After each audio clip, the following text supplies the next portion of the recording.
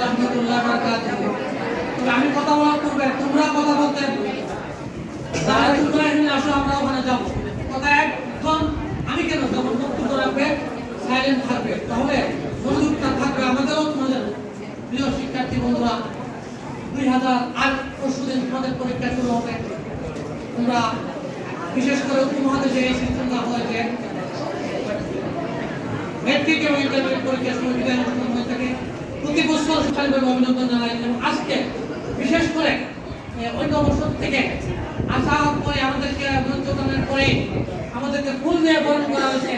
যেটা সবচেয়ে বেশি অ্যাট্রাকটিভ করেছে আমাকে এই ফুলটা সবচেয়ে মানে আমি মনে করি বা সবাই মনে করবে ফুলকে ভালোবাসা না এমন কেউ নাই ফুলটাকে গর্বিত এবং আনন্দিত হয়েছে প্রিয় শিক্ষার্থী বন্ধু সবচেয়ে বড় না পৃথিবীর সবচেয়ে জনপ্রিয় প্রেসিডেন্ট নেলসন ম্যান্ডেলা বলেছেন যে education of the best weapons of the heart শিক্ষা হলো পৃথিবীর সবচেয়ে বড় অস্ত্র আমি তোমাদেরকে যদি প্রশ্ন করি এই মাইকটা তৈরি করছে কে কোন রাখার বলো না এই ফ্যান তৈরি করছে কে এই মোবাইল তৈরি করছে কে যারা শিক্ষায় শিক্ষিত তারাই অস্ত্র তৈরি করেছে তারাই আজকে বিজ্ঞান পরিচালনা করে যারা শিক্ষিত জ্ঞানী গুণী ব্যক্তিরা তারাই সুতরাং তোমরা মনে করতেছো যে এখানে আমরা তোমরা বিদায় নিতেছো আমি তোমাদেরকে বিদায় করবো না তোমাদের নিজের ক্যারিয়ার বিল্ড আপ করার জন্য তোমরা তোমরা একটা পরীক্ষা দিচ্ছ অর্জন করে তোমরা আরো ভালো প্রতিষ্ঠানে যাবে এবং তোমরা ভালো প্রতিষ্ঠানে গিয়ে আজকে টিউনো ডিসি এডিসি একজন কলেজের অধ্যাপক একটা কলেজের প্রিন্সিপাল অথবা স্কুলের প্রধান শিক্ষক অথবা স্কুলের শিক্ষক কেউ তোমাদের মধ্যে কি হবে আগামী দিনে আমি প্রায় বলে থাকি এই চেয়ারের মালিক হবে তোমরা তোমাদেরকে সেইভাবে তৈরি করতে হবে আজকে মাসের 19 তারিখ এই 4 মাসে সম্ভবত সরকারি কারণে স্কুল বোধহয় 2 মাস বা 1.5 মাসের ক্লাস হয়নি স্বাভাবিক কারণে আবার আসতে মেট্রিক পরীক্ষা আবার 2 মাস পরে ইন্টারমিডিয়েট পরীক্ষা আবার দুর্গাদিন বন্ধ তাহলে সারা তোমাদেরকে যে সময় যত সরকারের নির্দিষ্ট বন্ধ বাদে আর ক্লাসে আসলে সারা তোমাদেরকে পড়াবে এটাই স্বাভাবিক কথা আমিও এইভাবেই পড়াই সুতরাং তোমাদেরকে নিজেদের ক্যারিয়ার ডেভেলপ করতে গেলে নিজেরাই তোমাদেরকে পড়তে হবে এই কথাটা মনে রাখতে হবে যে স্কুলে পড়াতে পড়াবে স্কুল যেটা খোলা থাকে সেটা পড়াবে আমার মেয়ে স্কুলে পড়ে জানুয়ারি 15 তারিখ আমি স্কুলে আসছিলাম তখন আজকে সঞ্চালক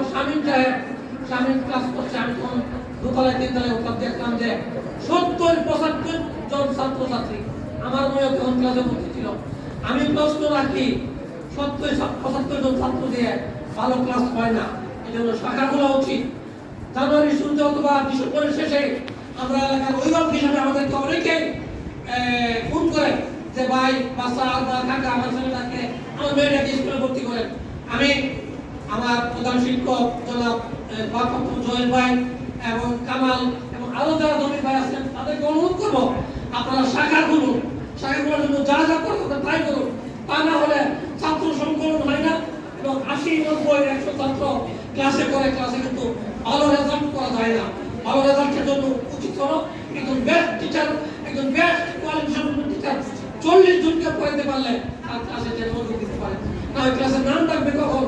ওই শিক্ষক পড়া দিবে কখন নাম ডাকতে চলে যায় 15 মিনিট নাম ডাকা উচিত কাজে এই বিষয়গুলো কিভাবে আমরা শাখা বুঝতে পারি কত বছর যখন আমরা আলোচনা করি তখন এই কথা আমি অন্যরা বলেছিল জমি ব্যাংকে ফোন করে আমারে ফোন করে ছাত্র ব্যাংকে ফোন করে যে কেন আমরা ছাত্র ভর্তি করতে শাখা নাই আর যে শাখা আছে সেই শাখাতে নির্দিষ্ট সংখ্যক ছাত্রছাত্রী ছাড়া ভর্তি হইতে পারে না এই বিষয়গুলো খেয়াল রাখতে হবে আরেকটা বলি পরিবেশ এই একটা ক্যাম্পাসের ভিতরে দুইটা ক্যাম্পাস একটা মাঠ এই মাঠে ওই যে কি বলে ওই স্কুলের পিছনে হ্যাঁ তিনটা আশেপাশে মহিলা কাশ্মীরে বক্তব্য থাকে পরিবেশের জন্য বাংলা আমি অনুরোধ করবো 2-3 প্রতিষ্ঠান মিলে এবার দিয়ে সবসময় স্কুলের পরিবেশটাকে ঠিক রাখবে তাহলে ছাত্রছাত্রীদের মেধা মন ঠিক থাকবে আর যারা পরীক্ষা দিয়েছ তোমরা মনে রাখবো ভালো করে তোমরা পরীক্ষা অর্জন করবে তোমাদের চেয়ে ওই খানজাহানের বলি, তারপর ওই কাজী নজরুল ইসলামের মতো প্রতিভাবান সম্পন্ন ব্যক্তি, ওই ভারতের প্রখ্যাত ডক্টর আবুল কালাম আজাদের মতো বিখ্যাত ব্যক্তি তোমরা হতে পারো, তোমরা হতে পারো এই দেশের ভবিষ্যৎ সম্ভাবনাময়ী ছাত্রছাত্রী। আমরা যেন তোমাদের থেকে ভালো কিছু আশা করতে পারি সেই প্রত্যাশা ব্যক্ত করে আগামী দিনে তোমরা হবে জাতির কর্ণধার, সেই প্রত্যাশা ব্যক্ত করে আমি আমার বক্তব্য শেষ করছি। আসসালামু আলাইকুম।